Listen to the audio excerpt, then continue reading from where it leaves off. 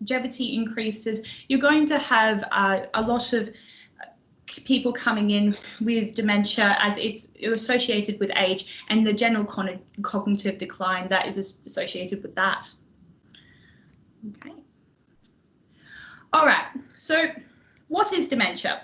So dementia is an umbrella term that's used for loss of memory and other thinking abilities, so cognitive impairments that impair someone's ability to live and function within daily life. So dementia is considered a syndrome. So a syndrome, a set of medical signs or symptoms that is generally caused by a disease. It is not something that just comes out for no reason. There's underlying factors that have to occur in order for someone to get dementia. So underneath here, you've got the main types of diseases that cause dementia, and we'll go through each of these individually. So how I would describe dementia, I wouldn't necessarily say this to the client, but it is pretty much a brain failure. So when we talk about failure, if you were to consider it within any other part of the body, so if we have cardiac failure or kidney failure, we're talking about the fact that an organ system isn't doing what it needs to do and isn't keeping up with the demands of the body. So dementia, you can consider it as that as well. And so this failure of the brain impacts the person's ability to function within their daily life and the ability to take care of themselves with those basic ADL tasks, so assisted daily living tasks. Another thing to keep in mind with dementia too, it is a progressive syndrome. You're not going to have a sudden change in the person's ability to function. It's always going to be a case where they're not going to get better, and you're going to have a progressive decline in cognitive function. So when we're working with people like this, it can be quite difficult and challenging, especially when we know that they're going to continue to deteriorate. But it's important to have it in the back of our minds, particularly when we're assisting them with daily tasks. Okay, so the most common types of dementia that we have, the one that I'm going to go through in particular is Alzheimer's disease. So this is the most prevalent form of dementia in Australia. You've also got other ones such as Huntington's disease, frontotemporal lobar degeneration, and vascular dementia as well. So for Alzheimer's disease, this is a progressive disease which over time will worsen and eventually does cause death, and again is the most prevalent. So oftentimes with people with Alzheimer's disease, what you're going to find is that they're going to have challenges in planning or solving problems, difficulties completing familiar tasks, so tasks that they do every single day in their life, and confusion over time and place too. Huntington's disease is something that is inherited. So Huntington's disease is something that is brought down the line genetically, and it's a neurological disease that affects people. You start to see the symptoms for this disease around the 30 to 50-year-old stage. So it can affect movement, cognitive and emotional responses, and also the person's ability to walk, their posture, balance, that sort of thing. So frontotemporal lobar degeneration, or frontotemporal dementia, it's referring to the specific areas in the brain that the dementia impacts. So within your frontal cortex, this is where you have your higher functioning, your problem solving, and oftentimes this is where you have your memory, your personality, that sort of thing there. So you can imagine if you had if dementia was impacting this area, it's going to impact a lot of your ability to cognitively function. And a lot of times with people with frontotemporal temporal dementia, it's going to be quite obvious the sort of one it is, because then they're going to have a lot of trouble when it comes to memory, and also not being able to identify their deterioration as the dementia progresses too. With vascular dementia, this is referring to, it's a broad term that's referring to problems with blood circulation in the brain. So it's occurring in the sense that you're not getting enough blood in the brain with particular areas, and it's causing some of that degeneration and also those symptoms that we will go through later on. Right. And these are some others that are less common. So Parkinson's disease, you might have heard of this one previously before. So this is a condition or a disease that affects the dopamine and within the body, which is a neurotransmitter in the brain. And essentially what happens within Parkinson's, you have those tremors. There's a lot of difficulty when it comes to motor planning, so their ability to complete basic tasks, even if it's as simple as walking or, for example, grabbing a pen or brushing their teeth too. These types of activities that require that executive functioning, that ability to plan your motor plan in order to get the toothbrush on your teeth, that gets impacted by Parkinson's as well. With Lewy body, this is actually referring to abnormal round structures that develop within neurons in the brain, and this causes death of brain cells. So for Lewy body, a lot of the symptoms you'll often find is visual hallucinations, movement disorders, and poor regulation of body function too. Okay, so the general signs of dementia. Now, there's a lot of different conditions and diseases that can cause dementia, but the main signs that you will see within your clients will be around the gradual and frequent memory loss. There's going to be some confusion, disorientation, so might not necessarily know where they are, what time of day it is, that sort of thing. You also might see a change in personality.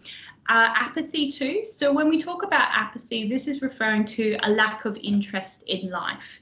So it's a lack of interest and there's no enthusiasm or concern about what's occurring during the day. You also see withdrawal too. A big one will be loss of ability to perform everyday tasks. So as dementia progresses, you're going to see within your clients that deterioration, and depending on what stage of dementia they are in, there's going to be different things that you will notice. So for example, if you had a client that had that early morning signs of dementia, or they had early dementia, they're going to have greater difficulty performing tasks in social or work settings. They might lose or misplace valuable objects, or have increased trouble when it comes to planning and organising their day-to-day routine. As it progresses, so for moderate dementia, you'll get a forgetfulness of events, or there might be some forgetfulness when it comes to their own personal history and key information within their personal history too. There could be some changes in sleep patterns as well. And also within moderate dementia, you might see some of those behavioural and psychological changes that we'll go through a little bit later on. But what you might see with your clients would include suspicion and delusions or repetitive behaviour too. So they become suspicious when they are unable to locate things, believing that someone has stolen something from them, that sort of thing. When you're going towards the moderate dementia and its progression, that is quite common. So advanced dementia, at this point in time, you're requiring a high level of assistance with daily activities and personal care. So this is going to be a time when they're going to experience quite a few physical difficulties, and they're going to have some difficulties when it comes to basic tasks, even if it are like walking or sitting. There's also going to be some challenges when it comes to communication and their ability to understand what's occurring or what you're saying during the day. There might be a loss of awareness of recent events as well as their surroundings, so they might not know where they are. So this is, as I said previously, it is a degenerative condition that eventually leads to death. So this is something that progresses throughout the person's life. We'll go through some of the things that we can do to support, and there's medications around that stuff. But a key thing for us is to remember that it is a progressive condition. Okay. So I wanted to go through a little bit, because I've had this experience in the workplace. who actually can diagnose our clients with dementia. Now, I'm from my own personal history. I've had family members that have gone through this and been diagnosed with dementia too. You can pick up those warning signs, so that forgetfulness, the inability to remember key important things within their life, but it's not something that myself as a senior allied health assistant or as a disability support worker, I can't diagnose them with dementia. So how dementia is diagnosed, it's through the DSM-5 criteria. Now, this is a diagnostic and statistical manual of mental disorders. So for all mental disorders and conditions, psychologists and neuropsychologists would be utilising this diagnostic criteria in order to confirm if the person did have dementia. So a big important thing to remember for us is that we are not the ones that are diagnosing our clients with dementia. It's outside of our scope of practice. What is within our scope of practice is identifying those warning signs and reporting it through to our senior members so that there can be a proper review. But so for the diagnostic criteria for your general reference, dementia is considered a major neurocognitive disorder. So for the diagnostic and statistic manual for mental disorders, it is diagnosed based on a significant cognitive decline from a previous level of performance in one or more cognitive domains, which we'll go through a little bit later. So when it talks about a significant cognitive decline, it's not saying that, for example, if I had a client with an intellectual disability, they couldn't be diagnosed with dementia based just on that. It's not a scenario where the person has always been like this, so they've always had some cognitive issues. It is a case where you have someone that was functioning at their level and you've seen a dramatic decline in their ability to perform. And you can see that with everyday tasks too. So you can have a decline in areas such as memory, language, perception, and the performance in tasks is going to be a big thing that you will be able to identify. And the main thing with dementia too is that the cognitive decline is also interfering with their ability to be independent and function in their day-to-day life. Okay, so this is going through the physiology of the brain and what's actually occurring inside our clients' heads and with people with dementia. So there's going to be an accumulation of abnormal proteins within the brain. Now, it depends on what disease that you have, or that's going to actually determine what abnormal proteins are going to be in there. So this is mainly for Alzheimer's, Lewy body and frontotemporal dementia. You're going to see an accumulation of those proteins that is going to interfere with the normal functioning of the brain. Because of these abnormal proteins that have been accumulated, you're also going to see a reduction in grey matter, in white matter, the number and function of synapses within neurons. So what synapses do in neurons is that it's how the brain sends information from one neuron or one brain cell to the next. So it allows the brain to communicate all the different sections and actually figure out we'll do basic tasks like seeing, thinking, listening, that kind of thing there. You're also going to see a decrease in regional cerebral blood flow. There's less blood that's actually pumping into the brain too, which is going to impact its ability to perform tasks. Okay. So I wanted to go a little bit into more depth around Alzheimer's disease and some of the physiological impacts that this occurs. So what you're seeing in this picture here is that you've got a normal brain, and also you've got one that had advanced Alzheimer's disease. So you can see that there are massive changes in here. And the way that they talk about this too is it's essentially an atrophy of the brain. So pretty much what's happening is your brain is shrinking with Alzheimer's disease. So you can see the difference between the ventricles here. They're quite enlarged in comparison to this one here. So this is more so just for general reference, so you guys can get a bit of an understanding of what is actually occurring in a client that had dementia caused by Alzheimer's. Okay. So this is something else that occurs within Alzheimer's patients. So you've got that buildup of proteins. So we're going to talk about the amyloid plaques. So these are beta amyloid proteins. So it's an abnormal buildup. And what happens in this is essentially you get this blob here, and you can think about it like a blob of plasticine in your brain that has all these broken brain cells around it that is impacting your ability to perform. So it essentially destroys connections between nerve cells, and this occurs outside of the brain cells. What occurs inside the brain cells is our neurofibrillary tangles. Now, the way that I'm going to explain what occurs is with a bit of analogy. That's why you've got the pastas here. So neurofibrillary tangles, you can consider them like cooked spaghetti.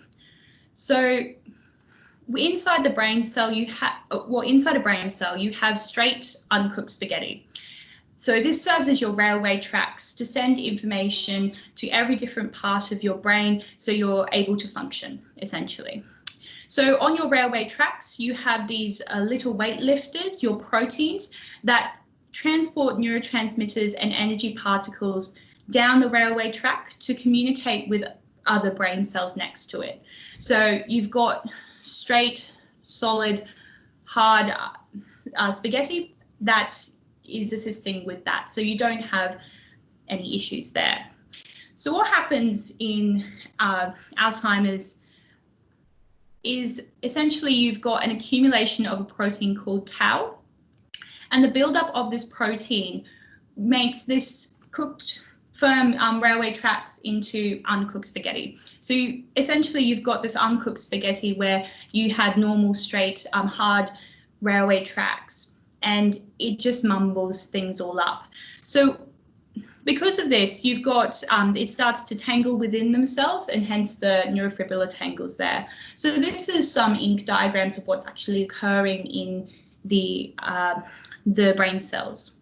So essentially for a brain cell, its main function is to communicate with other brain cells. So when it's unable to do this, what will happen is that it will receive a signal from the brain to essentially kill itself because it's no longer functioning. So you've got this programmed suicide that occurs in the brain cells when they're unable to perform their tasks.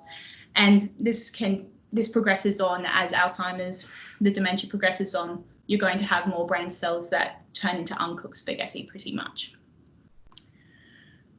Okay, so now we talked a little bit about the physiology around it. I wanted to really hone in for you guys the person-centered approach when we're talking to these clients, especially when it comes to being aware that these someone with dementia is still a person. They have needs, preferences, and qualities and abilities that are very individualized to them. So when we are working with them in their homes and with their families, we need to be very respectful and still be treating them as an individual. So this is some good points that you can remember when you're working with clients like this, is remembering that to value them as someone, as an individual that is suffering from dementia, but also at the end of the day that they're still treated as an individual there. Another thing too is to get into the mindset and perspective of what they're experiencing too, and the difficulties and challenges that they may be experiencing in their day-to-day life. And if you were to have similar challenges, how that might impact you. It's also good to keep in mind that these people, regardless of if they've got that cognitive decline and the dementia is going to progress onwards, they still deserve to have that social environment around them and have a positive environment with positive relationships around them too. All right. So next section we're just going to go over is a little bit about individualized plans and familiarizing yourself with the specific needs of each of the clients. Okay, so you might have seen this already in some of your previous units too, but I'll just clarify with people with dementia and with all your clients that you work with out on the field, it's really important that we're reading our care plans. Reason why is that you might have a client that has Down syndrome, has autism, anything like that. You can't know the individual just completely based on their diagnosis. Everyone's going to have different needs, requirements, preferences too, that you're going to need to be aware of, and the care plan is going to assist with that. So when you're looking at care plans for people with dementia, it's essential that we have these in in the client's homes to make sure that we are providing the best care that we can for them. And also it's going to assist with a general handover when you're supporting another staff member or introducing the client to a new staff member, that they get all the information they need in order to provide supports to the client. All right. So we did talk a lot about, in the cases of dementia, you do have that cognitive decline. That doesn't exclude them from being able to decide what they want to do during the day, decide what care is best for them.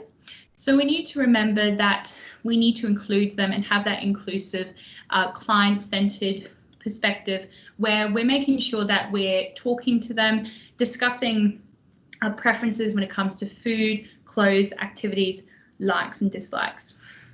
Now, in this instance, when you've got clients with advanced dementia, you're also going to have carers, family members that are going to be involved with their supports too. So it's very important that we're speaking to the client, but also their family members as well.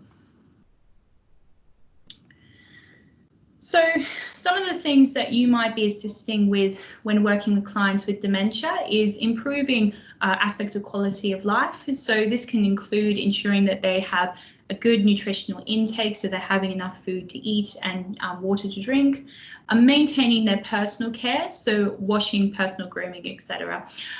Now, I want to highlight something when it comes to personal care, because I have seen this quite frequently out in the field, is that if you are working with a client and you get on shift and you can see that they haven't showered, they're not dressed appropriately, they might have food all over their face, food all over their clothes, that sort of thing. It's very important that we're maintaining their dignity at all times, but also making sure that when they go out and when they see people that they're dressed appropriately. It would be very similar to, say, for example, if you had something on your face and you didn't realize it was there the entire day and no one pointed it out, and it's like you've just got food all over you and you didn't realize. That would be a source of quite shame and embarrassment when you realize that that's the way that you were looking. So keep that in mind when we're assisting with our clients. What I would suggest in those instances is if you see that if you're starting with a client and see that they might need a shower, just prompting them and asking them, have you had a shower yet today? Do you need any assistance where appropriate? We also might assist them with those social activities, so participating in group activities, preferred activities too. So what this refers to is just the clients, what they like to do. So if they have any hobbies, special interests that they really enjoy doing, making sure that we're engaging with them and that they're able to do the things that they enjoy. This is going to assist further when we talk about some of the therapies that have been very evidence-based and proved to be beneficial for the clients. All right. And we talked a bit about social opportunities and maintaining relationships with friends and family outside of care as well. Oftentimes, when it comes to the relationships with family and friends, what you're going to find is there is going to be quite a bit of a well, you might experience cases where families are going through this sudden change because their family member or their close friend is going through this cognitive decline, and it's only going to get worse as they progress on with their condition. It's important that you show that empathy when that's occurring. I have had to, on some stages, talk to families of clients, and they might be going through a lot of things in their life, and they're struggling with the fact that their family member is going through this condition and trying to understand what the condition is. So in those cases, just making sure that you're providing that empathetic listening, and also if they are requiring resources, I've got some at the very end that you might refer them to if they want to learn a bit more about the condition as well. Okay, so when it comes to care within the home environment, now with your supports, there are a number of places that you might be providing supports. This might include in aged care facilities. It also might include support work assistance in houses for people with different disabilities and conditions, or it might be in the client's actual home too. No matter where it is, I think that these key points can be applied throughout wherever the client's current living circumstances is. So making sure that the home is homely as much as possible. So what this refers to is just making sure that you have for your client things that belong to them, items that are going to trigger or remind them of different events that have occurred in their life. So photos, that sort of thing is really helpful, especially for general discussion too. Clearly labeling of areas. So what this is referring to is the use of visual aids, which we'll go through a little bit later on, for how we can use these to support our clients' abilities to function in their day-to-day life. Also, another thing is providing them the opportunity to get involved with household tasks. Now, this is something that it's essentially just offering them that opportunity. We'll talk about dignity of risk and that sort of thing, where the clients do have the right to say no if they don't want to perform a task. Us as a support worker, we're trying to encourage and motivating them, but at the end of the day, we're not going to force them to do things that they don't want to do. Another thing that's really important is making sure that you have stimulants around the area. So things such as like books, pictures, puzzles, easy activities that your clients can complete during the day. So this will ensure that they're not bored during the day, but also it's going to assist when it comes to their ability to practice their cognitive functioning, and also doing things that they have done previously is going to assist as well.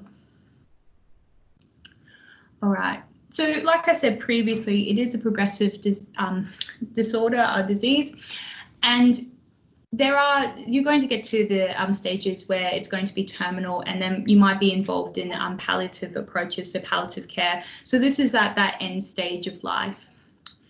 So in these instances, some of the things that I would recommend is encouraging the person to live life as normally as possible while accepting that death is going to occur. Another thing with this is having those discussions with them if they're comfortable, if it is brought up, looking at that validation approach, which we'll go over a little bit later. Also making sure that we're maintaining their quality of life and providing that holistic care. So it's combining that spiritual, social support, and also looking at what we can provide in that instance. It is a difficult time for both the clients and the families in this case, but the most important thing is having that empathetic sort of response. All right. So next section we're going to go over is just around identifying and addressing the person's needs for a stable and familiar environment. Okay, so when we talk about the stable and familiar environments, what it's referring to is just around with clients that are losing their memory, their cognitive function, that sort of thing. It's really important that we're not changing things unnecessarily in their homes, in their environments. This is going to cause more disorientation and confusion. So this can be in this instance when, for example, if you have a client that is progressing through dementia, they might need to go into a more supported facility because either the family can no longer provide to what their needs are at this point in time, or it might be that you're working in the client's home too. So this one is just mainly referring to around if you are working with a client that is in another facility rather than their actual home. So making sure that we're putting up familiar items, so furniture, ornaments, making sure we have photographs as well. Another important thing for our clients is ensuring that a routine is kept. So something that is familiar to them. If you have someone that is already having troubles when it comes to their ability to remember what is occurring during the day and being able to prepare for that, it's going to cause more difficulties if you have an unstable routine or everything's at random and they can't really get a hold of when everything is occurring. So ensuring we keep a routine assists with their ability to keep familiar with what occurs during the day. And this can also be supported with the use of visual aids. So it could be visual aids as simple as having a daily routine up on the board. So just up on a wall so the client can see what's occurring during the day, or they might prefer to just have a diary. So the same as what we all have for our calendars, we've got what is happening throughout our month, our week. That might be something that would be a bit more appropriate for them. It's just honestly depending on how progressive their dementia is. Serving familiar food, so this comes back to that sensory kind of sensation too. So finding out your client's favourite foods might also bring back some memories too that you can have discussions over. It can be quite a cultural thing too, and it's providing essentially that sense of familiarity. Another thing that's really important is that we're ensuring that we're not having a massive turnaround when it comes to staff members and carers providing supports for the client. This is going to cause further confusion for them. So the best approach for people with dementia is ensuring that you have a stable care team with familiar faces that the client knows. Another thing too is where possible, encouraging visits from family at regular similar times. Now for us as support workers, this might not necessarily be contacting the families and organising it ourselves, but more so looking at ensuring that our clients are reminded of when they have family members arriving and supporting them during that time as well. All right, so the next section is going through some signs when it comes to potential abuse that's occurring with your clients. Now, for our patients specifically with dementia, what you might find is that there are some common symptoms that common signs of financial, physical, or emotional abuse or neglect that is occurring. And what I'm going to go through is those signs and what you would do in that instance too. So the types of abuse you have, so there can be financial, physical abuse, emotional, sexual abuse, negligence, or healthcare fraud as well. Now, when it comes to negligence, what this is referring to is that if the their key needs are not being met. So it can be a form of negligence when it comes to not providing enough food, emotional support, that sort of thing. They're not attending health appointments when required.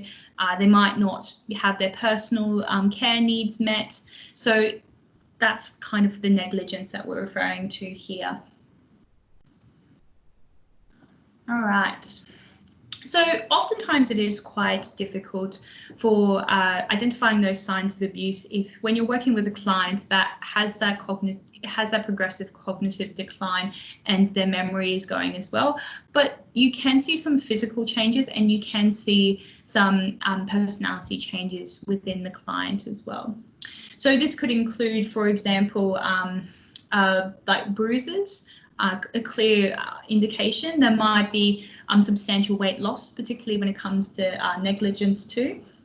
It could be that they're left unclean, so they're not showering. You're noticing that every time you come on shift, they're always dirty. That can be a sign of negligence.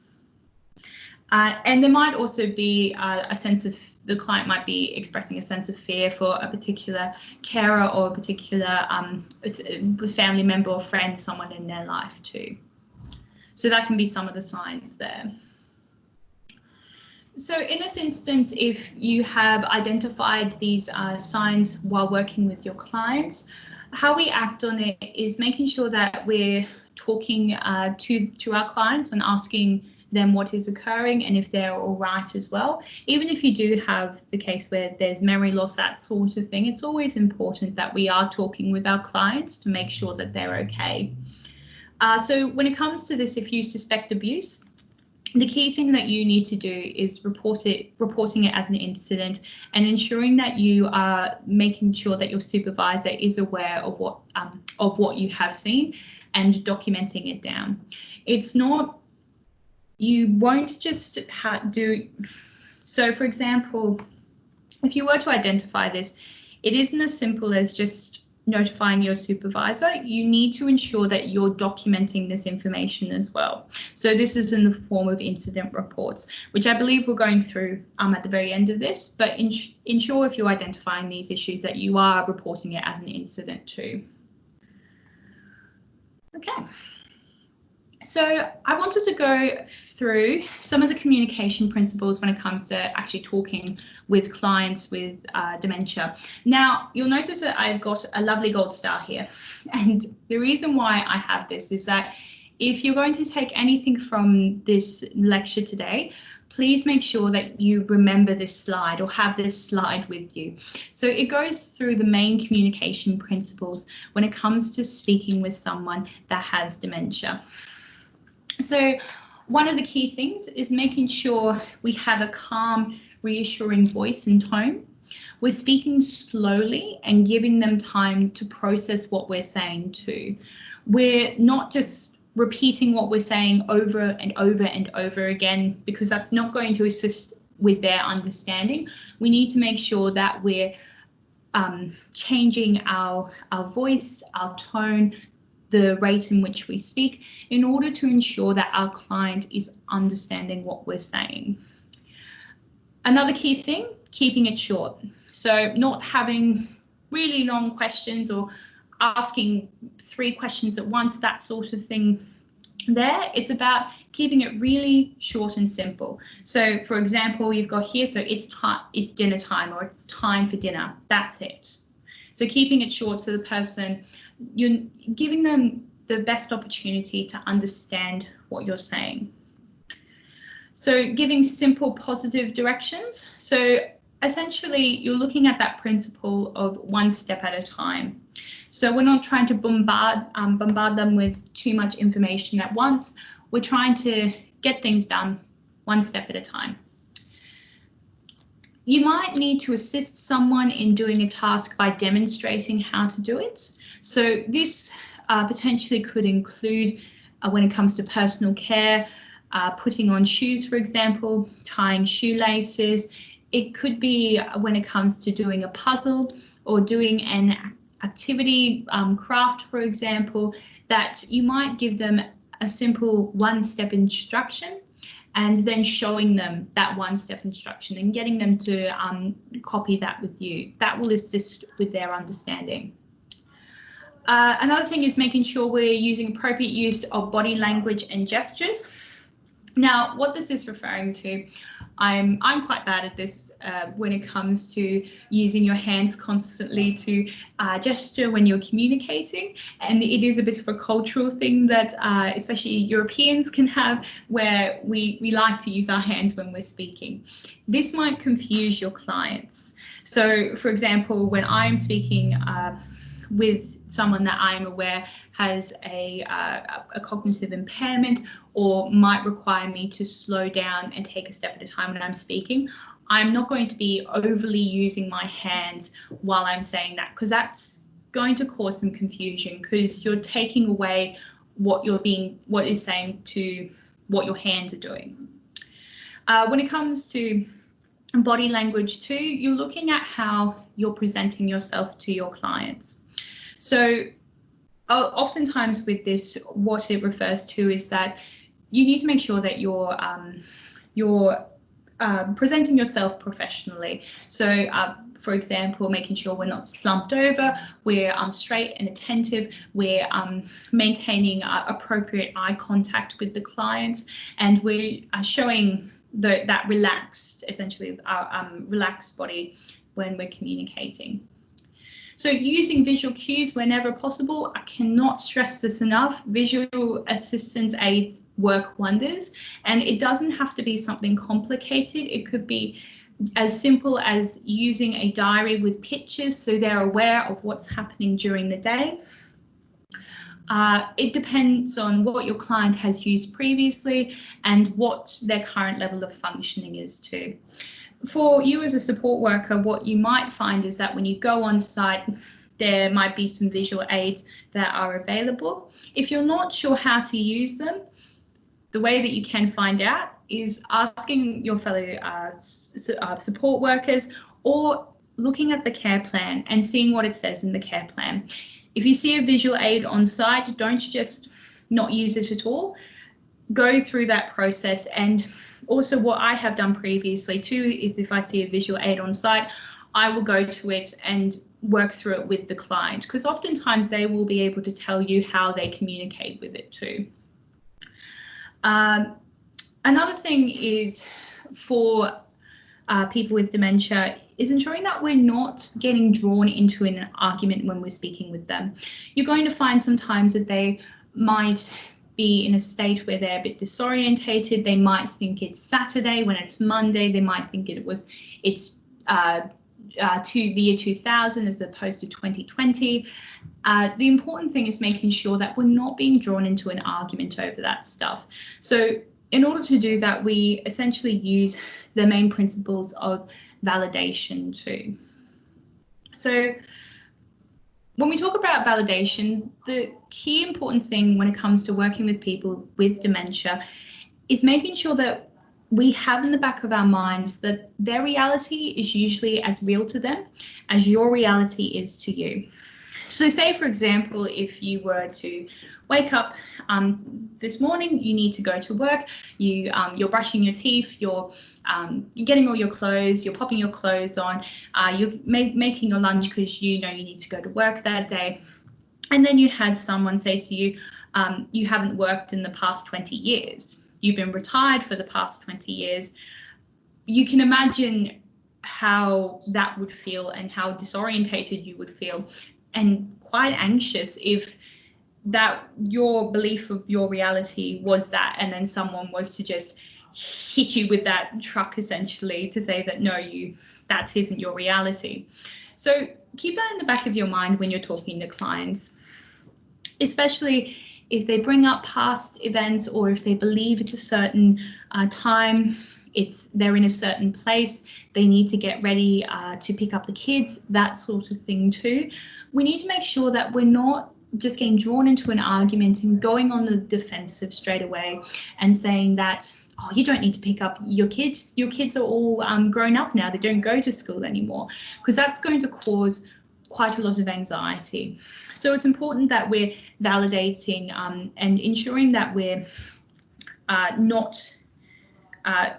essentially not taking them outside, or just pretty much making sure that we're not causing that anxiety. There is a way that we can do this, but it's not saying that that isn't true or you're wrong, that sort of thing, and causing an argument there. So we'll go through a little bit about that when it comes to validation therapy too. But I just want you to have that in the back of your minds, that their reality is usually as real to them as our own. Okay, so a few other points when it comes to communication. So this one here is just referring to encouraging communication, so that rapport building side of things. One of these things here, making eye contact with the person. Now, this is at the level that the person is comfortable with. So when we make eye contact with someone, what I would suggest for all your clients is go with how they're presenting themselves. If you're noticing, say, for example, you're speaking with a client and you're maintaining eye contact and you notice that they're looking everywhere except at you, that might be an indication that they're not comfortable with that much eye contact. So it's just making sure that we're using eye contact to the comfort of the client. And we've gone through a couple of these previously. So short, simple statements, slowly and clearly. Don't interrupt them or try to finish their sentences. So you might have times where clients take quite a slow time to say something. And I have found myself previously when working with clients that I want to jump in and finish the sentence to, in my mind, assist them with communication. But it's not really assisting them with the communication. It's just kind of your impatience wanting them to finish most of the time. So making sure that we're allowing them the opportunity to communicate. Encouraging them to join in conversations with others. So not because you might find that, say, for example, that they might be excluded from conversations, ensuring that as much as we can, getting them to talk about things. So a way that I have done this previously with clients is that I might mention something that we've done or they've said during the day, or something that they've told me to when appropriate. So, and when relevant to the conversation too. Don't speak on behalf of the person.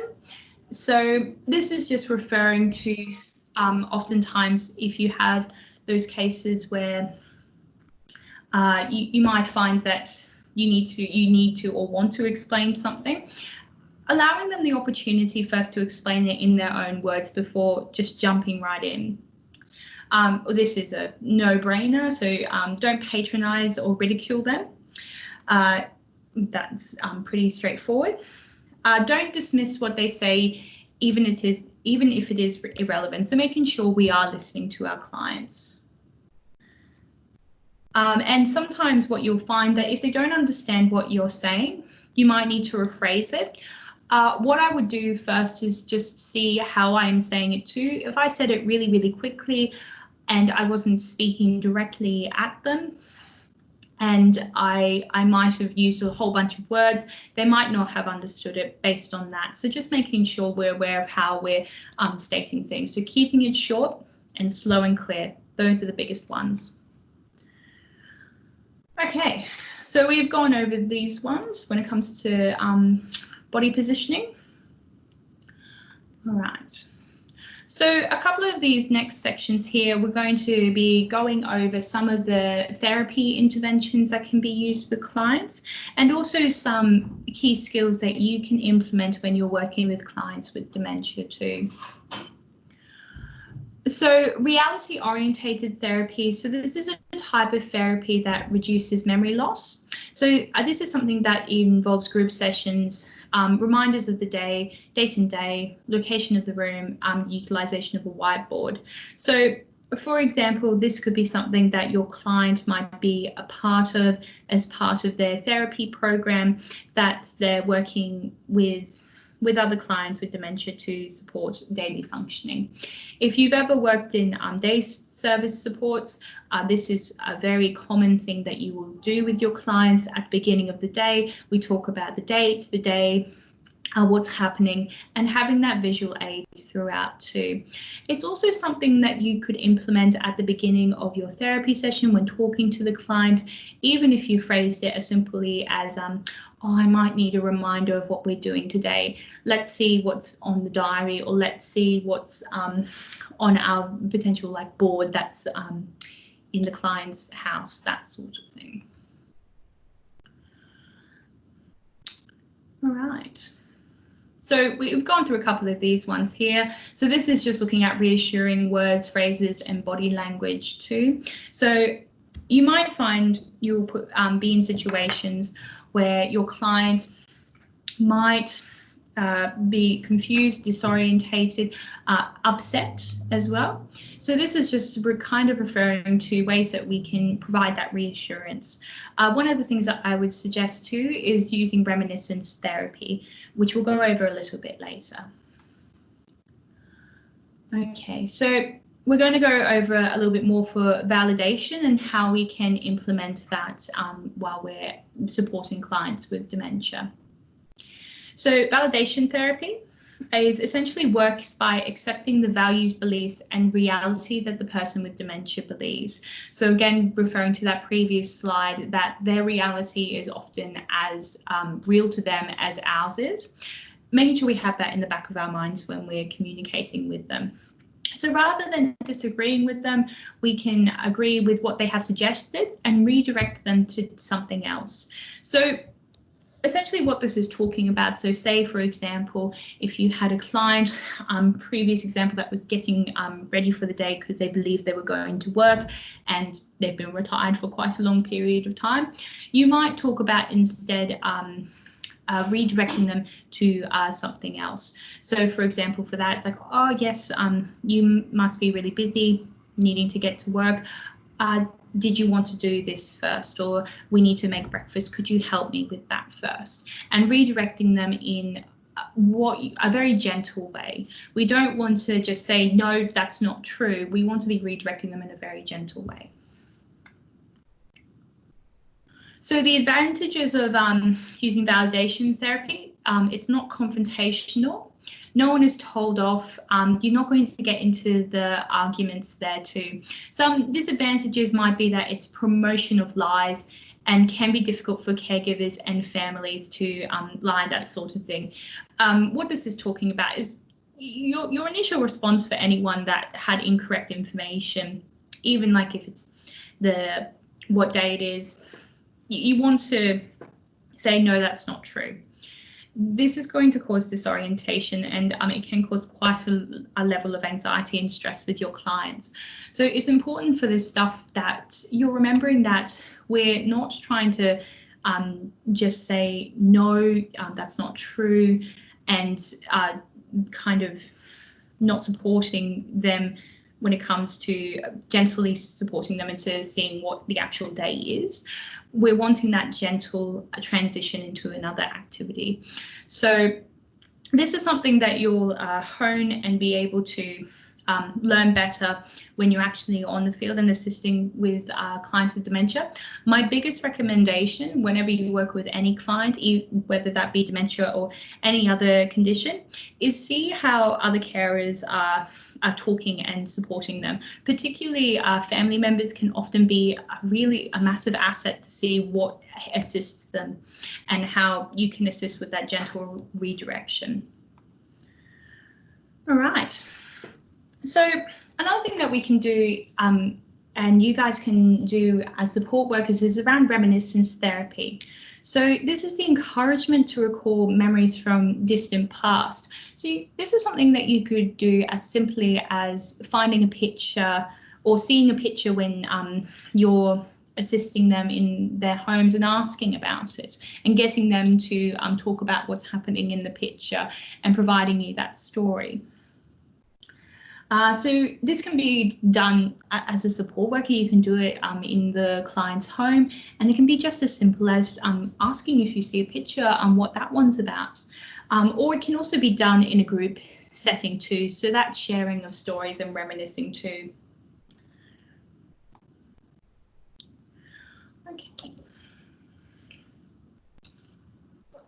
So the next section is just talking a bit about when we're working with clients with dementia, some activities that we can provide or we can try and get them to do to encourage their independence.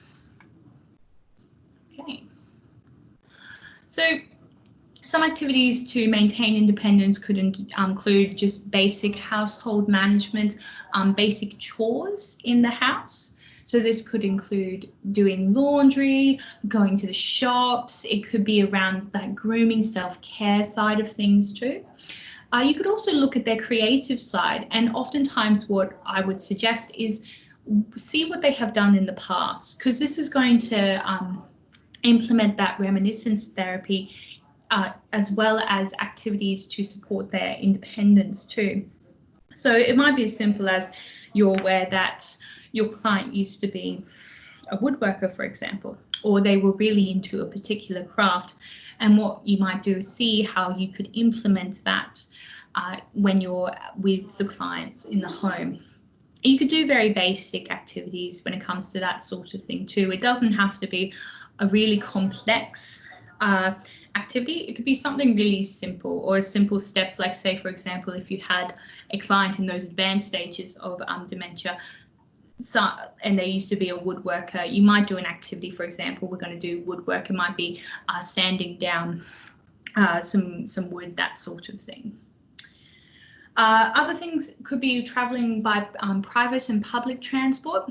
Now, with public transport, your client, depending on their financial circumstances, they might require to use public transport, or they might be required to, you might need to assist them with traveling. And also preparing meals too.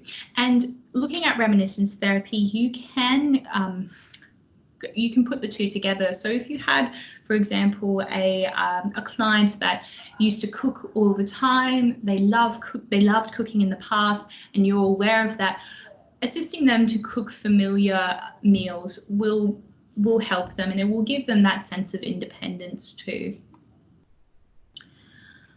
All right, so when it comes to the client's current skill levels and abilities, this is something, the biggest place you're going to find this is in your care plans, because it's going to tell you what risks are, the risks are, and what the client needs assistance with.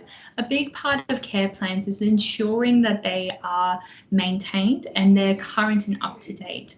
So, for example, if you identify that there is something in the care plan when it comes to, so say, for example, you've noticed that your client is having trouble actually using the stairs and has to take a break and in between because they're having quite a bit of difficulty, and that's not in their care plan. It says that they have no issues when it comes to going up the stairs. That would be something that you need to feed back through to your supervisor so they can have a discussion and update the program too.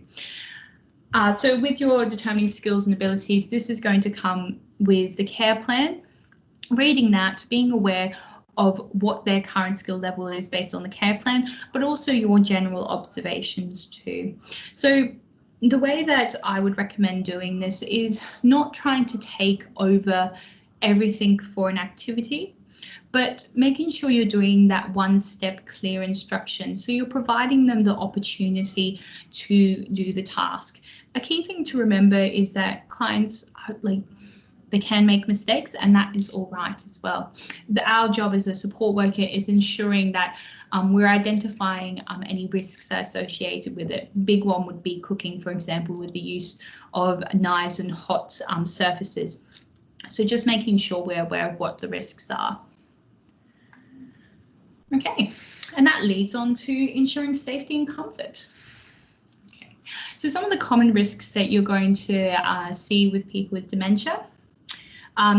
That disorientation we talked about before, so difficulties when it comes to finding their own way, negotiating traffic. They might have some issues when it comes to preparing meals, so safely preparing, cook and storing food and drink. Using home appliances, so this can be ironing boards, irons, it can be just everyday kitchen appliances that they might have trouble with. You might see that they're not maintaining their personal and home security, so they might forget to lock the door or not sure where their keys are. They have some issues when it comes to managing their own finances, which can put them in a lot of risks there too. And also the recognition of dangers in their environment. They have some troubles with that. Okay. So one of the things that I want to really highlight, and if you've done some of the previous courses, you probably have already heard about dignity of risk. So this is a term that's used, and you will hear it throughout your professional careers, is around the person's right to make their own decisions, even if there is a risk that is presented. So this is something that obviously we as support workers need to manage the risks when working with our clients, but ensuring that at the end of the day we recognize that these people are individuals, and if they are aware of the consequences for their own decisions, then it's important that we allow them to make those decisions and have that dignity of risk. So when it comes to clients with dementia, obviously this can be a tricky situation, particularly when you've got that cognitive decline and they might not necessarily know what the risks are associated with a particular activity. So it's really important that when we're doing this, we can assist with creative solutions. So they're allowed to still perform the task, but we're identifying those risks associated with it. So something that could be used is adaptive technology or assistive equipment to support the use of, or to support them to do specific tasks throughout the day. So this might be something that would be prescribed by an occupational therapist, for example, where it could be that they're having some troubles when it comes to cooking meals and you've identified that it is a risk for them or it has been identified either by yourself or your care team that they are having trouble identifying hot surfaces and being aware of the risks associating with that. You might look at adaptive ways that we could actually get them to still do cooking, but minimizing that risk as much as possible. Right. So the next section here, we're just going to be looking at accessing information about the person's reminiscence, so their previous history, and also looking at how we're going to identify routines with families and carers too. So this is something that I would suggest for any client that you work with, if you are given the opportunity to do so. And it's something that you will find in your care, in their care plan, but also talking to family members too, is actually learning about their life story. Now, clients that suffer from dementia, they've had lives previously, they've had roles like their mothers, sisters, previous jobs, careers, and that has created who they are as a person. So it's important that we are aware of what their life story and life journey is, because it's going to better assist our ability to provide supports. So this can include their previous jobs, domestic interests, recreational pastimes, so their the activities that they have enjoyed doing in the past, their religious views, the family members that are providing supports in their life, their family history, homes and neighbourhoods, and also their cultural background as well can also support, especially when it comes to our assistance with different activities such as cooking. So what I just said before, so we're using their life story to plan activities. So it's an experience that they can, you're using that reminiscence therapy, so it gives them the opportunity to reminisce around what has occurred in the past. So for example, if you find out they used to work in a food preparation, you can base activities on cooking, baking, those activities that are going to support that reminiscence. Okay. All right, so this is something that oftentimes you're going to find with the carers' families and their partners as well, that they might have some experiences around depression, physical exhaustion, emotional exhaustion, social isolation, financial hardship and resentment. It's important that we're aware of that oftentimes this is something that they will experience, because there is quite a significant change in their family members' ability to function, and it's going to have an impact on their life as well. So it's important that we're aware of these things that can occur when we're providing supports. So what I would suggest, if you have a family member of the client that is struggling and they've identified that too with you, is making sure that you're providing them options and supports. Now, this is not something that you necessarily need to follow up, or you need to do it really formally. It's as simple as providing them with a brochure, a resource, something written down and saying, hey, I know that you've been having a difficult time. You don't have to look at this if you don't want to, but I thought that this might help just when it comes to providing support, or just making sure that they have someone to talk to. I've had to refer family members to these sorts of things previously, and it's a conversation that you will need to have occasionally.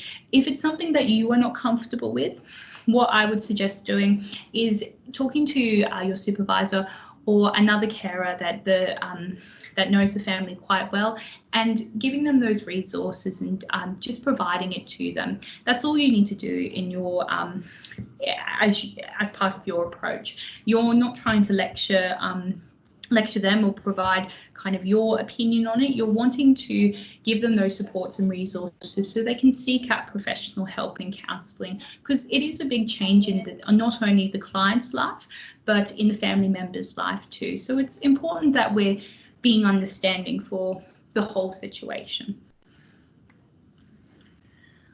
Okay, so we've gone through this a little bit down the track. So some of the things that you might be expected to assist with someone with dementia, it can include those personal care tasks such as bathing, dressing.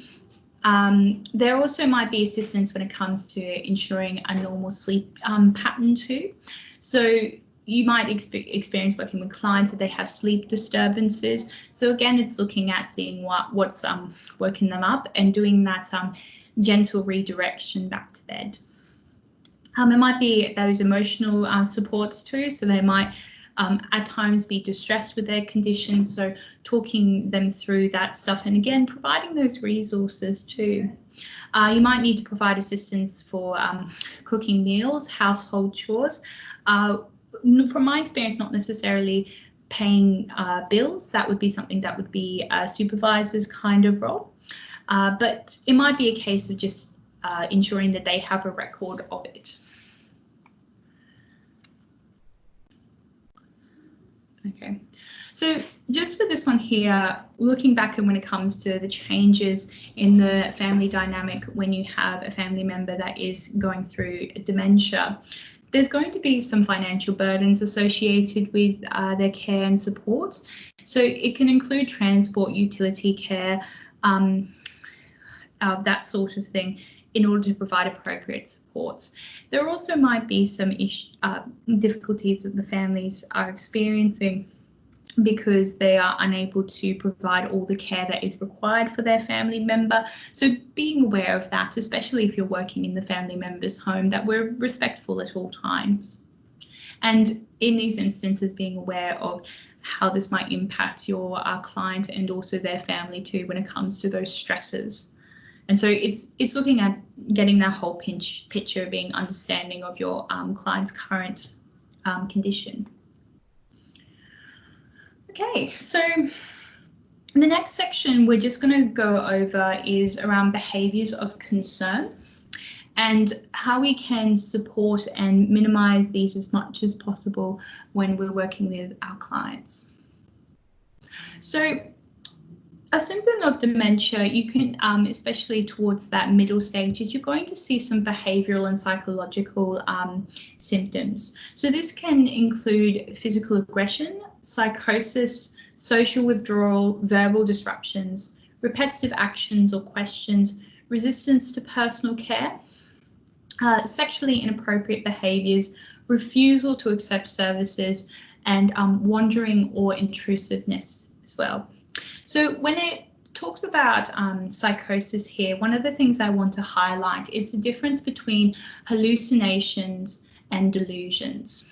So the way that I would describe this analogy, so for hallucinations, say if you were to look up in the sky and in the clouds you see a bunny rabbit.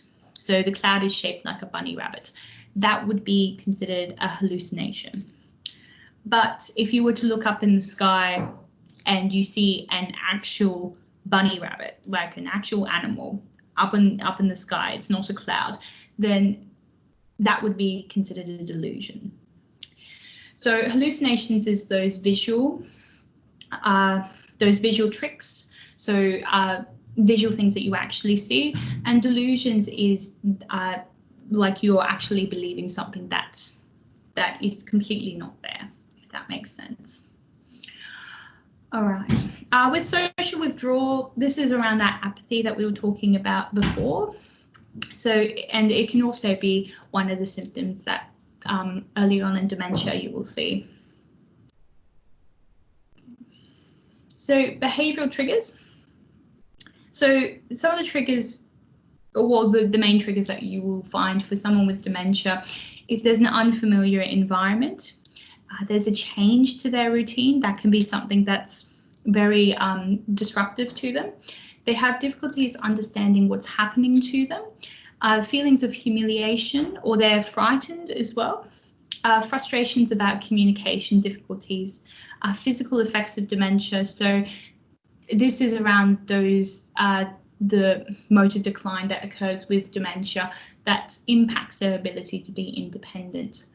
It can also be loss of inhibitions and awareness of rules and trying to communicate unmet needs. So these are some behavioural triggers. Key ones would be around the unfamiliar environments and changes in routine too. These are two things that we can support, especially just with proactive strategies. So proactively, for example, we're making sure that the environment is familiar as possible. We're not moving things unnecessarily, and we're ensuring that there is a routine for our clients and they're aware of what's happening during the day. In regards to these ones here, where you have those frustrations and those, as they continue to degenerate and as their condition progresses as well, it's just about making sure that we're there for them, we're listening, we're doing that empathetic support, and also we're looking at those reminiscent therapies too, and doing activities that the client enjoys doing as a bit of a redirection. It's important that if you do have clients that have those difficulties about what's happening, we are acknowledging those feelings that are occurring. We're not just pushing them to the side. We make sure that we're acknowledging what they're saying to us and how they're feeling at that moment. All right.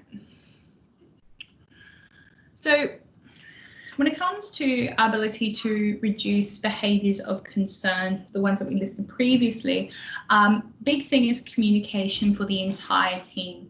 So this involves discussions with carers, home managers, family members, and the person with dementia themselves. We need to make sure that we're having open communication throughout. So we're ensuring essentially that with the care plan, the care plan, what we're aiming for is that it's going to address and resolve those triggers that we have identified for the client. Right. So continuing onwards. So some of the minimizing behaviors of concern. So things that we can do while we're working with the clients is, again, those kind of redirection activities. So it could be discussing about current events. More importantly, especially if you have a client that is quite disorientated, looking at reminiscence. So using pictures to try and get them to remember the past is going to be a bit easier to do. It might be doing something that they really enjoy. So music, dancing, walking, talking, reassuring about familiar and favourite topics, which oftentimes will be in the care plan. Addressing any physical triggers to behaviours, including pain, and alternative therapies where appropriate too. So we've talked a little bit about some of these ones here, but some of the psychosocial strategies that you could implement for the clients, they might have an aromatherapy, discussing spirituality. Pet therapy is often works wonders, especially if they've had pets in the past too. Dogs, that sort of thing. Music therapy, that can be implemented, especially with reminiscence. So listening to music that they've known from the past oftentimes can trigger those memories and assist with that, with conversation. And we've gone through a few of the other ones here too. So some pharmacological strategies that might be implemented. So some medications that your clients could be on could include psychotropic medications, antipsychotics, benzodiazepine, which is an antidepressant, and you've got a couple of the other ones listed there. The most important things that whenever we're giving medication, I'm sure this has come up previously, is making sure that we're doing our checks, so right dose, right client, right time, right amount, that sort of thing, but also making sure that we are aware of what the side effects are for our different medications, so we're able to identify it and write it in our reports too. With these medications, something again is outside of our scope of practice to obviously prescribe these medications, but also it is outside of our scope of practice to stop or prevent them from taking the medications too.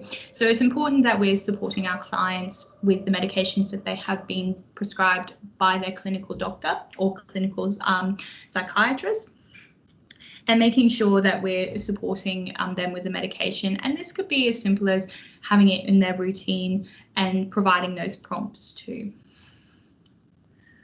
All right. So another important thing, and just I think we've touched on it previously, is making sure that we're evaluating our strategies. We're going to have strategies that you have in your care plans.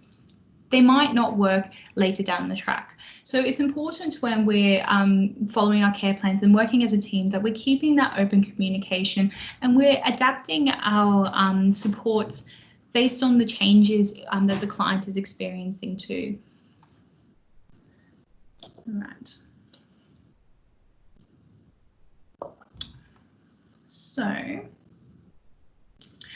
this one is just more so going through. I'll go through this a bit. So what this is essentially talking about is that we're looking at previous events that have occurred for the client and using them as a bit of a guide to see what works and what doesn't work. And it's often something that you will do as part of a team review, so talking to other carers as well. All right, so I just got a message that you guys wanted a 10-minute break. That's perfectly all good. So we'll stop it here and then we'll keep going in 10 minutes. So I'll see you guys soon. So yeah.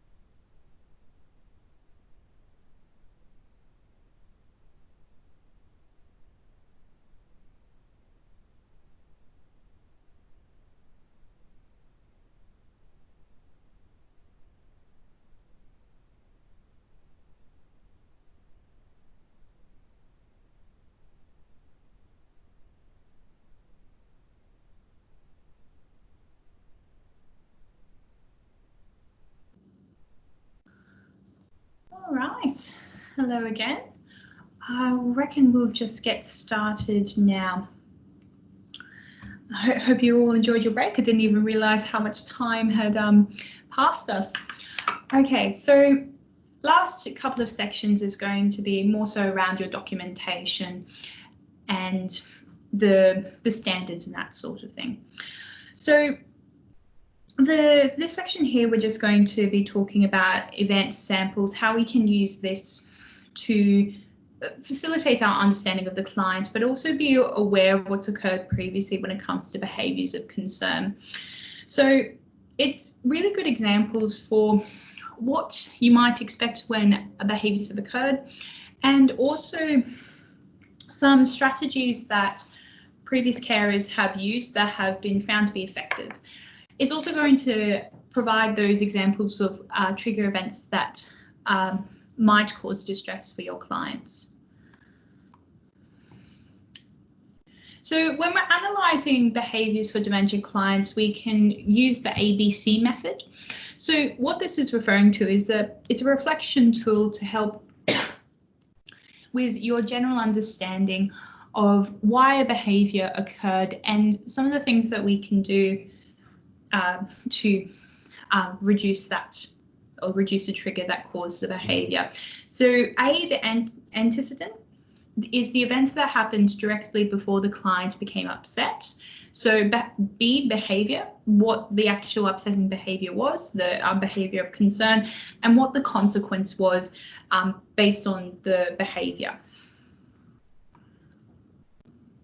Okay, so this is something, it's a handy tool that I've used in the past when it comes to team supports, where you'll have a general discussion of an event that has occurred either while you were on shift or another staff member was on shift. And it's just going through and talking about their experience and what they found worked and what didn't work in that incident to assist the client. And it's really good because essentially that person can provide that knowledge to you. So in the event it does occur again, or if there is that event that causes the behaviour, you know what to do in that instance. All right, so last thing I wanted to go over is around organisational reporting requirements and what the standards are. So with the reporting requirements, I'm sure that you have probably seen this in some of our other subjects, but I will be continuing on with this as it's really important that we make sure that our documentation when we're providing supports is up to this the expected standard. So for documentation, if there's an incident that occurs on site with your client, you need to ensure that you always complete an incident report. This is a legal document. So this is something that potentially might be used in a court depending on the situation. So the way that I would recommend whenever you're writing any form of report is do it as if someone else, it was required in a legal proceeding or a court-based service. This is the same thing that they talk about for therapists too, because it can be used in those instances. So make sure that when you're writing your incident reports, you're writing it to an appropriate standard that someone else is going to have a clear understanding of what has occurred in that incident. So ensuring that we're concise, we're objective. So when we talk about objective reporting, it's not when you're completing an incident report, myself, if I was to review that as a supervisor, I'm not going to be wanting your subjective opinion of what occurred. So for example, if you say that there was an incident and you believe it was due to something that occurred at the beginning of the day, you wouldn't write that down as a fact. So for example, say that if your client was upset because of the change in routine, that is something that would be subjective. You would need to state it either as if the client said that, so they were upset because there was a change in routine, or you can state at the end of the incident report as what you believed the cause of the incident is it might have been due to the change in routine. you wouldn't put it as objective fact when you're actually completing the report. What you're wanting to do in that instance is actually document what occurred, what physically occurred, what words were spoken, that sort of thing. With your viewpoint of the reasons why it occurred, that is something that you wouldn't put in the main document. You'd put that in a separate section. Ensuring that we're using appropriate language, so no slang or jargon, that kind of thing. And also we're including only necessary information. All right, so verbal reports now, with this here, if you do have an incident, I can't stress this enough, you have to do a written report. A verbal report is not good enough, especially because there can be lost translation when you're talking to someone else about what has occurred. You're the person that has experienced the incident. You need to be the one that actually writes down what occurred. You can't have someone else do it for you. So for verbal reports, this is something that might occur during a handover period.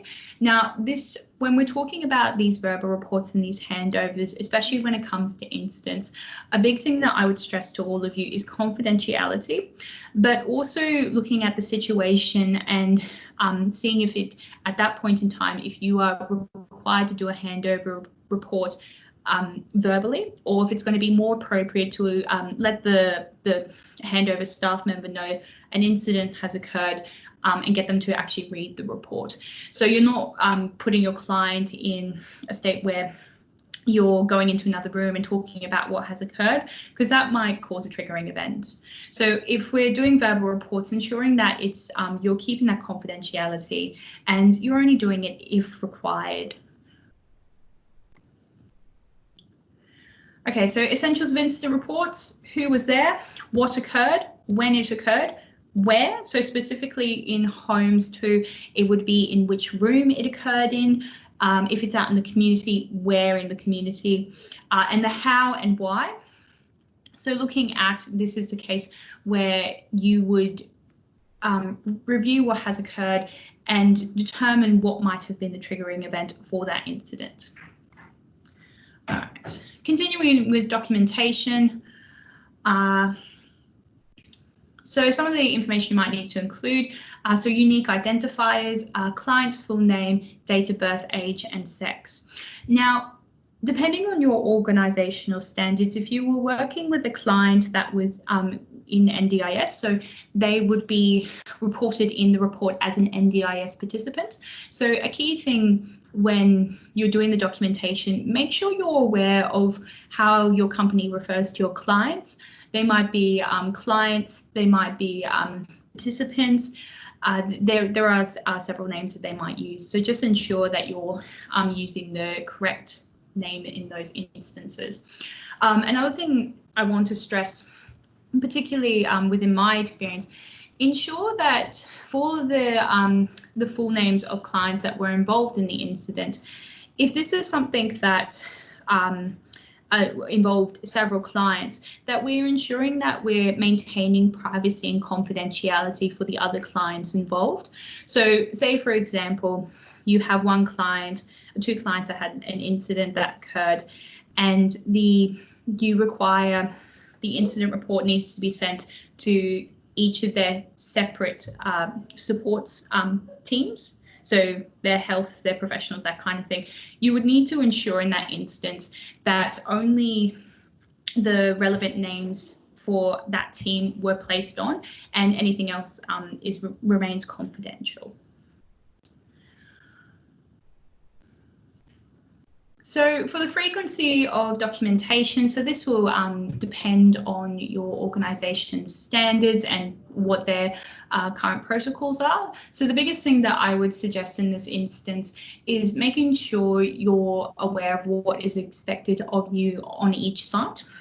But the general standard would be that if an incident occurs, you need to complete an incident report. If you identify a risk on site, completing a risk report and sending it through. And at the end of each shift, ensuring that you complete a documented shift report for what occurred during the day. Other things too is that if you're identifying that there are changes in the client's condition, or if there's changes in the treatment activities and preferences, that kind of thing, that is documented as well. So this is basic stuff here when it comes to storing information, ensuring that you're maintaining privacy and confidentiality. One of the big stresses that I would recommend for all of you is ensuring that you're not keeping documents on any personal devices, whether that be your own computers, your phones, that sort of thing, making sure you're doing it through the appropriate system that your company has. And that would be something that your company would be able to tell you and go through in that induction period. All right. So one of the last things I wanted to talk about is self-care when it comes to monitoring your own stress levels and your own self-care. So when we look about emotional fatigue, this is something that can occur for support workers and carers too. And I have seen it. There is quite a significant amount of burnout within this industry. And it's important that you are taking care of yourselves and recognizing when you are having trouble. Now, what I would suggest in these instances is making sure, for one thing, that you're identifying when you're stressed. So this could be potential changes in mood, it could be social withdrawal, anxiety, health problems, trouble concentrating, that kind of thing. And in these instances too, best thing is talking to your supervisor around what is occurring. Now, in any instance, if you believe that you are having some issues with your day-to-day life and it's impacting your ability to work and function, the biggest thing I would suggest is seeking professional help and not being afraid to seek professional help too. And that could be as simple as talking to your GP around the issues that you've been facing, because it's something that can assist. And I know from personal experience too, I've seen support services as well when it comes to making sure that my anxiety levels are not interfering with my ability to perform tasks. So the biggest thing especially when you're working with clients with dementia, where you know that there's going to be that continuous decline, it can impact your stress levels. So I would really suggest making sure you're taking care of yourselves. And if you need to seek that professional support, then do so. There's no issues with that. So managing stress, some of the basic ones, I'm sure you've heard all this before, but making sure you have a consistent schedule. You're not burning yourself out doing too many shifts. Also doing that education, so you're doing that professional development and continuous learning around your client's conditions. This would be for dementia, but also every condition and disability. I can't say, even from my experience, that I know everything about autism, or I know everything about Down syndrome, or I know everything about Alzheimer's, Parkinson's. There is always room for improvement, and there's always new activities and therapies and supports that are making themselves available within this industry. So educating yourself is one of the best things that you can possibly do. Another thing that I would strongly suggest is talking to friends, family that have been in similar situations. So this might be potentially with co-workers, obviously not necessarily when you're at work, but if you're having those difficulties, you can talk to people that also work within this industry and just are going through a similar situation, so you can have that emotional support. Another thing is making sure you're managing your diet, taking regular exercise, maintaining a social life outside of work, as hard as that can be. It does help. And be realistic about your ability to carry out tasks too. Okay. So these are some things that I will probably get you guys to go through later down the track, but some self-care strategies that have also been suggested. And these are some additional resources too when it comes to dementia supports.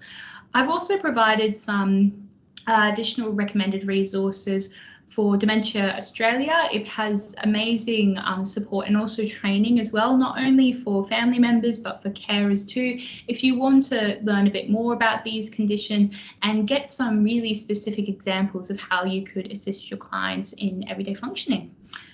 All right, so that's all from me today.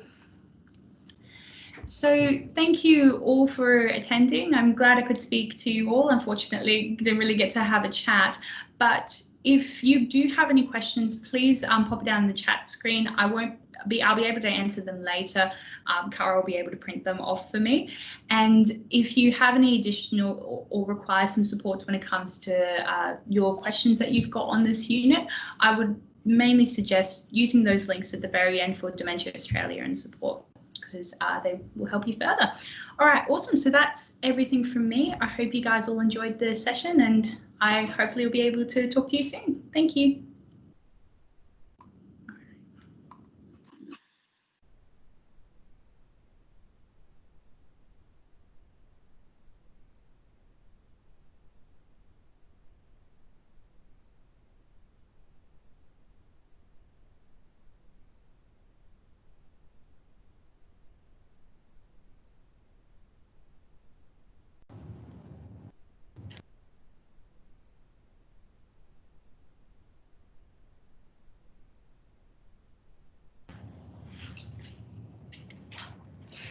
Hey everyone, I just wanted to let you know that I will be online for probably the next 10 minutes or so. So if you do have any questions for Madison, please type them in the chat. I'll print them down for you, get her to kind of give us those answers, give us that information, and we can get back to you. So any questions, pop them through now, and we'll get her to get back in touch. 没人说话，不会有人说话的啊，不会有人说话的。你看没有一个人沉默这样。没事儿，你去上大学上大课也是这样。说话。开着麦。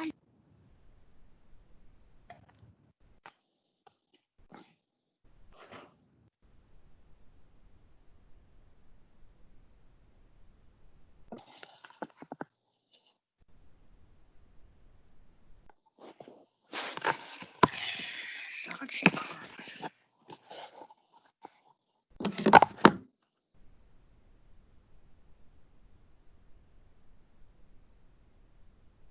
没有人说话，也没有一个人沉默这样。不要在群里头说中文，他们在